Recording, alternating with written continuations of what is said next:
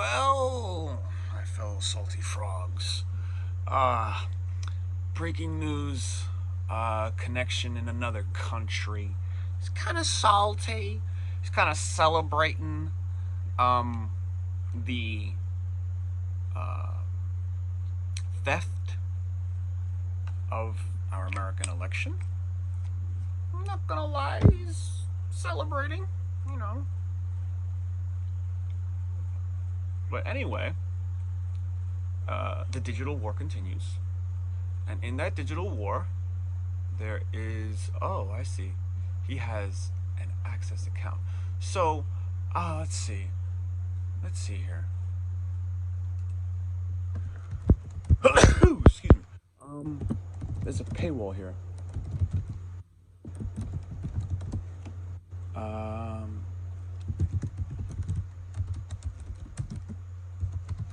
After declare victory. Let's see. Okay. Okay. BBC. Biden defends Messi pullout. Messi? Afghanistan live updates. Okay, country ask. Let's see. You have a paywall? No, you are good. So, U.S. news. Afghanistan live updates. Biden defends U.S. withdrawal after Taliban declare victory.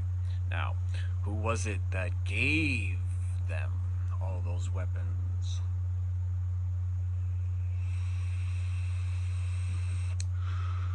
Who was it that gave the Taliban all of those helicopters and guns and body armor, biometric data, lists of people who are patriots and love this country and are sick and tired of seeing it get wrecked?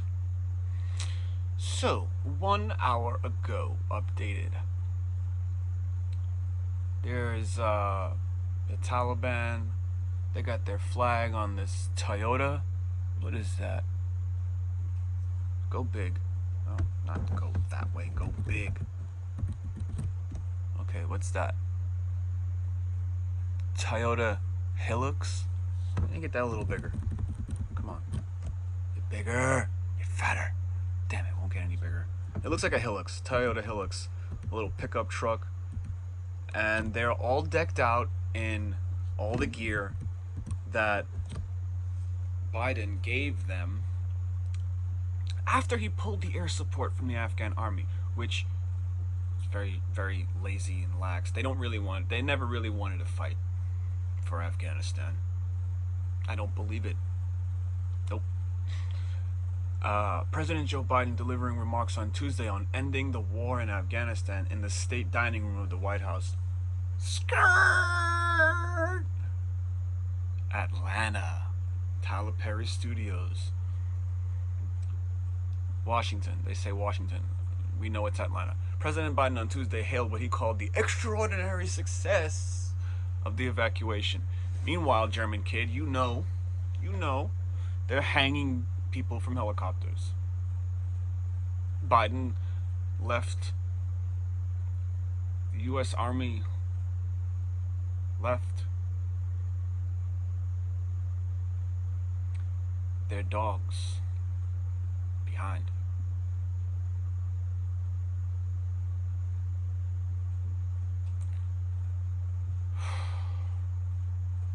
That's an extraordinary success.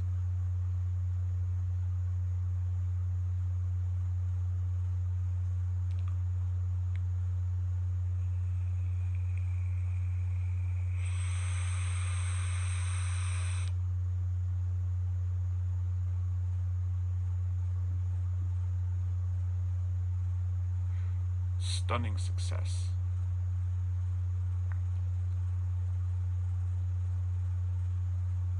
Not my president. Nope. Just one day after the end of a 2-week rescue of 125,000 people, a bunch of Afghans, a plane packed with Afghans, not one American in that picture. Biden made sure the Afghans got out first. Then, it hits the news. There's still thousands of American citizens, frontline workers in Afghanistan. Blinding success. Wow! Shining brightly like the sun. Speaking from the Cross Hall at the White House, Mr. Biden said the nation owed a debt of gratitude to the troops who died in the evacuation mission. He's forgetting to mention the debt of gratitude to the American frontline workers and their dogs. 13 heroes gave their lives, he said in a speech in which he offered no apologies for either his decision to end the war or the way in which his administration executed that mission. We owe them and their families a debt of gratitude we can never repay, but we should never, ever forget. Mr. Biden appeared intent on forcefully rejecting criticisms of the end of the 20-year war in Afghanistan. His brain is compacted with shit. Offering a defensive recounting of his decision-making and blaming former President Commander-in-Chief DJT Koenig Trump for negotiating a bad deal with the Taliban that boxed Mr. Biden and his team in.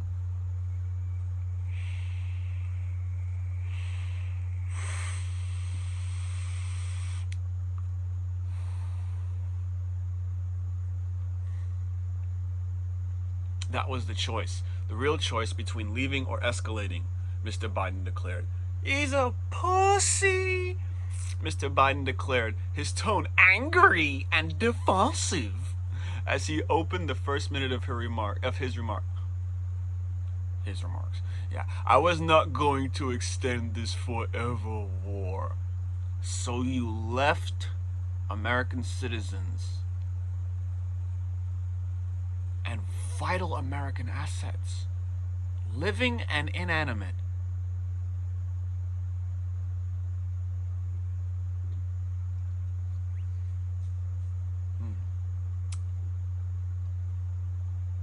No. Where did the fucking shit? Here we go. Here's these little faggots over here with a captured airplane in the background.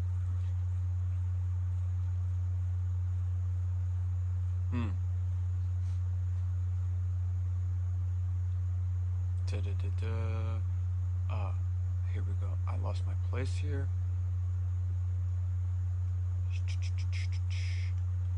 I was not going to extend this forever war.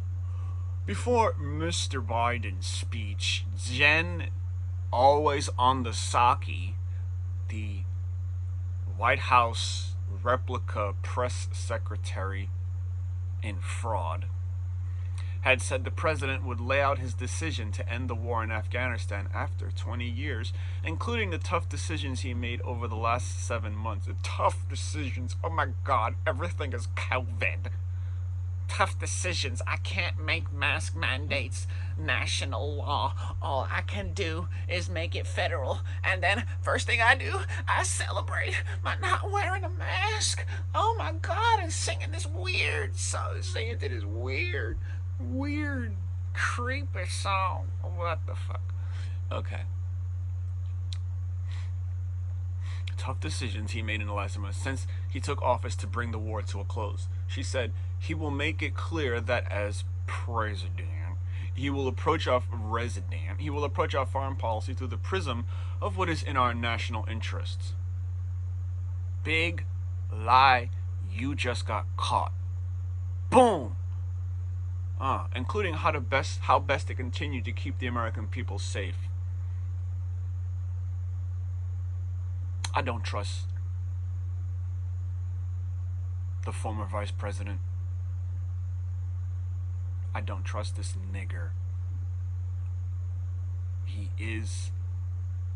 There's niggers of all colors, and Joe Biden is a nigger. Mm-mm.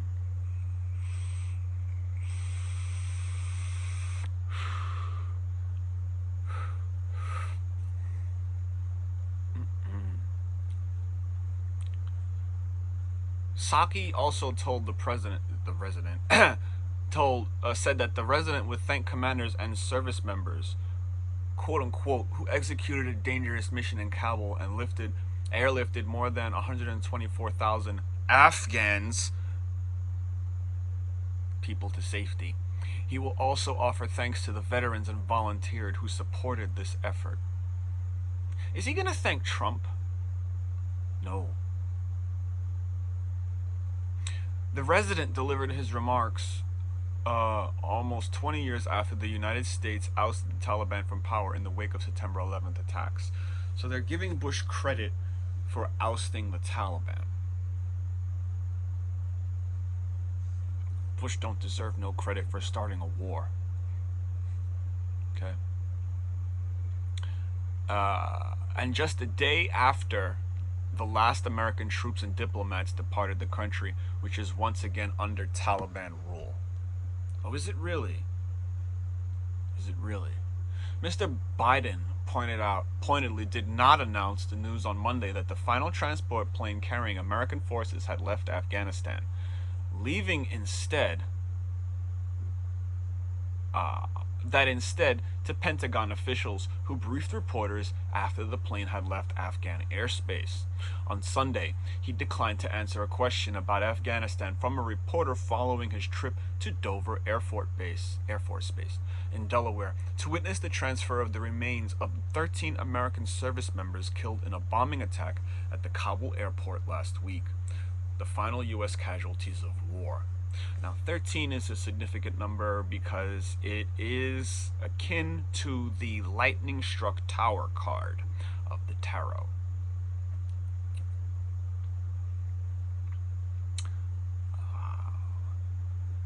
Okay. Mr. Biden's his fraudulency speech comes as White House replica officials are hoping to wind down a difficult episode for his presidency and focus instead on domestic crises at hand, including the ongoing Delta variant wave of the COVID-19 scamdemic and the aftermath of Hurricane Ida's destructive path through the Gulf Coast. No mention whatsoever of audits. Oh, that's some hot fire. The president is also expected to pivot in the days and weeks ahead toward a push in Congress next month to pass key provisions of the president's multi-trillion-dollar economic agenda, including woke bullshit, major spending on infrastructure and social services. For more than 2 weeks, the rushed exit of troops from Afghanistan and the chaos and violence that Biden is responsible for around the airport have diverted the White House, Atlanta, Georgia, from the president's domestic agenda. And here's a bunch of Schleim standing in front of an airplane that Biden knelt on his little prayer rug and gave them. It looks like a warthog. He gave them warthogs. This clown needs to be hung from a helicopter. Once a symbol of escape and freedom from the Taliban, the airport in Kabul became a site for the Taliban takeover in Afghanistan after the militant group held a news conference from the tarmac. The last flight out of Afghanistan took off on August 31st, credit Jim Hullybroick for the New York Times. From the tarmac, where the last American plane had departed from Afghanistan's capital around midnight, the Taliban spokesman declared victory Tuesday in their 2-decade fight against U.S. occupation. Zabihullah Mujahid, spokesman The spokesman congratulated the Afghans as he toured the airport. This victory belongs to us all. It doesn't belong to any Afghan women because their life of being able to go to work and school and go outside by themselves and just enjoy themselves, well, that's over. Because Joe Biden is the face of the Democrat Party, and Joe Biden steals elections because he's a thief in chief.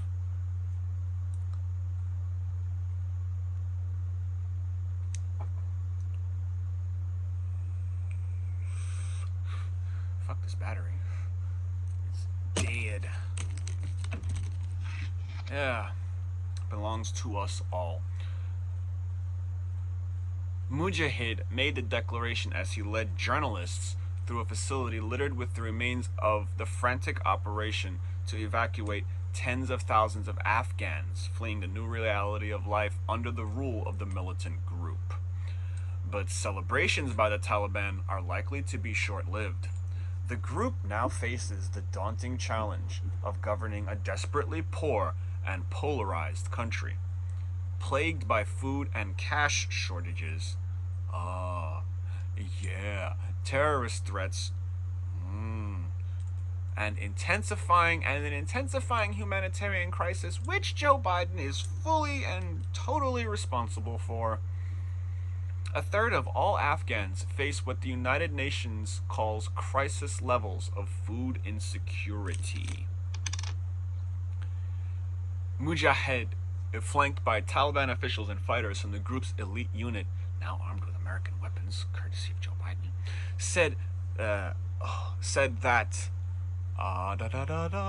the airport, still named after the president whom the United States installed years earlier, would reopen for air traffic within days. He also repeated the Taliban's previous assurances that Afghans with passports and visas would be allowed to leave the country, regardless of their role during the American occupation. If you can't see through this language, you are indeed a dumb fuck. The end of the occupation was our biggest goal, and we have been fighting for this day for the last 20 years, to end this war and attack of foreigners on us and bring our own Islamic government, Mujahid said. That goal is achieved now. Oh, you had a lot of help with that. A lot of help. From China. And from the crypto Jews. He added that the Taliban would work to strengthen the government and protect our beliefs and serve our nation. That is a day of happiness and a historical day. Despite Mr. Mujahid's assertions, the passenger terminal was in an evident state of disorder. Shattered glass littered hallways and destroyed vehicles jammed the parking lot. And tens of thousands of Afghans who had clung to the hope of fleeing a country under Taliban rule now faced the reality that a primary escape hatch, Kabul's airport, was under the group's control. Qatar and Turkey were said to be in discussion with the Taliban about whether they would help operate civilian flights from the airport. On the northern side of the airport, from which the U.S. military had airlifted some 123... They always forget to mention that these are all Afghan people. Out of the country, even more signs of disarray were visible. Dozens of military vehicles and armored SUVs were left behind. Alongside them were piles of wrappers for military food rations and empty plastic bottles of baby milk. In front of an adjacent hangar sat a number of aircraft that had until recently been used to help keep the Taliban from power. A-29 Super Tucano propeller bombers, MD-530 gunship helicopters, and Mi-17 transport helicopters. U.S. military officials have said that the aircraft left behind were all permanently disabled. Okay. They don't have mechanics in the Taliban. Taliban fighters at the airport in Kabul, Afghanistan on Tuesday, and that's probably a lie anyway because Joe Biden. The group now faces the problem of governing a desperately poor and polarized country. Afghans woke up Tuesday morning to the reality of an Afghanistan firmly under the control of the Taliban, with intensifying fears that their country was being subsumed by a repressive regime and escalating economic and humanitarian crisis. It's called Islam. As the last hulking American planes receded from view over the capital, Kabul, overnight, and news of their departure became clear, jubilant Taliban fighters shot their guns in the air, the arc of tracer rounds lighting up the night sky. The American withdrawal marked the end of a 20-year occupation that cost over $2 trillion, claimed more than 170,000 lives, and accumulated and culminated in a takeover by the very insurgents that the United States had sought to remove. Said Mohseni, the owner of Tolo, Afghanistan's largest broadcaster, emphasized the huge hurdles facing the Taliban, including winning support from everyday Afghans. See, once you've had a taste of America, it's like you going black. You can't go back. Yeah. People's expectations, quote unquote, have grown dramatically over the past 20 years of freedom and liberation, and the pain is yet to come, he said. Will the Taliban engage the world with a more inclusive approach, or will they return to the Islamic, snuck that in there, ways of the past? The Taliban now confront the need to form a government that many Afghans and foreign governments may not even recognize. Oh, they recognize it. All you need to do is pick up a Quran. Basic services like electricity are under threat as many state employees have not turned up for work. Washington has frozen Afghan government reserves, and the International Monetary Fund has blocked Afghanistan from accessing emergency reserves. Today, almost half the population of Afghanistan, 18 million people, need humanitarian assistance to survive. Looks like y'all need USA. Antonio Guterres, the United Nations Secretary General, said in a statement on Tuesday, 1 in 3 Afghans do not know where their next meal will come from. More than half of all children under 5 are expected to become acutely malnourished in the next year. People are losing access to basic goods and services every day. Conditions will probably soon get much worse. How long is this? This is... oh my god. I'm only going to read a little bit more. A U.S. military official said that every American who had wanted to leave and could get to the airport had been taken out. But a number of Americans, thought to be fewer than 300, I've heard it was much more, remain either by choice or because they were unable to reach the airport. Some people turned to social media to ask for help getting relatives out of the country. My family were at the entrance of Kabul airport for 4 days. After that, being left behind, please help them find a third country.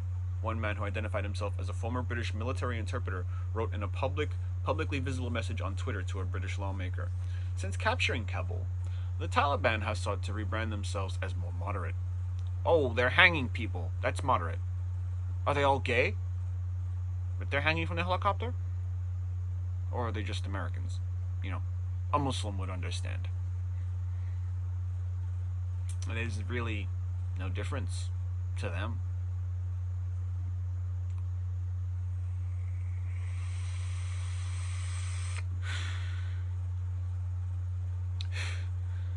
Since capturing Kabul, but many in Afghanistan recall the group's rule in the 1990s, which deprived the women of basic rights like education and encouraged punishments like flogging, amputations, and mass executions, also swinging from helicopters.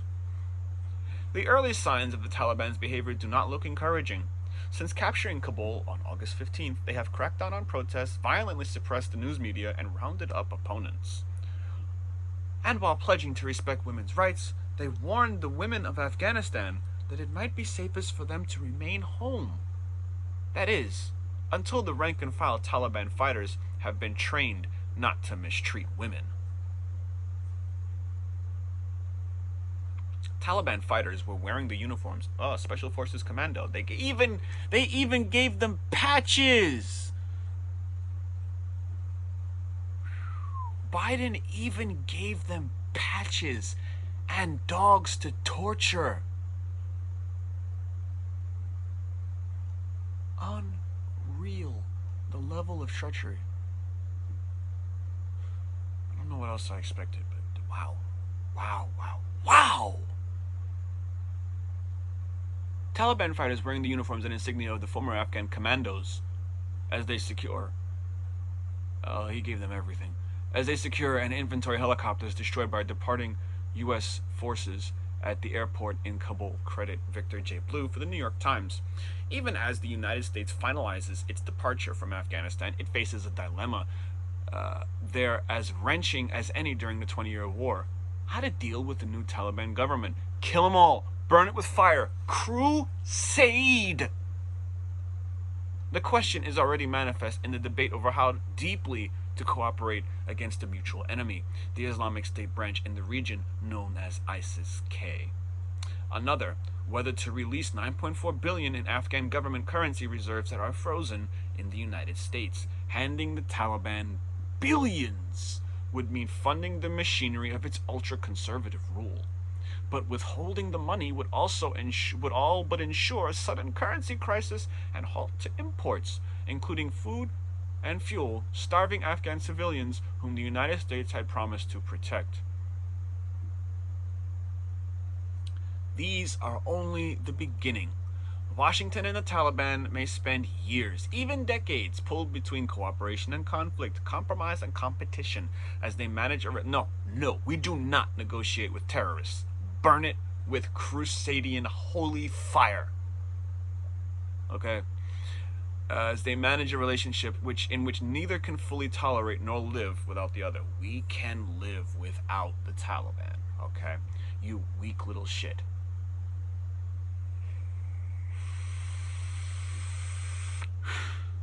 We can live without terrorism. We can live without Islam. We can have world peace without Islam. We'd be a damn sight closer without them. Oh yes. Believe it. However fierce in battle, the Taliban seem to understand that governing an impoverished, war-ravaged nation is a very different challenge, requiring economic and diplomatic support, both of which they are already seeking from the United States. You don't have it. Cope. Washington, for its part, sees Afghanistan as a potential haven for international terrorists. Potential? Did you say potential? Wow, dumb. Really dumb. A center for geopolitical competition against its greatest adversaries and the site of two looming catastrophes. Taliban rule and economic collapse, the two go hand in hand, that could each ripple far beyond the country's borders. At home, President Biden faces a backlash over Afghanistan that would be likely to intensify if it were seen as enabling Taliban rule. Is you slow, motherfucker?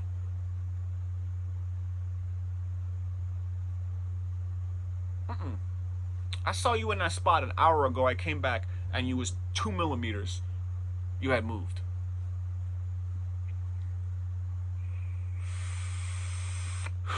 Snail brain.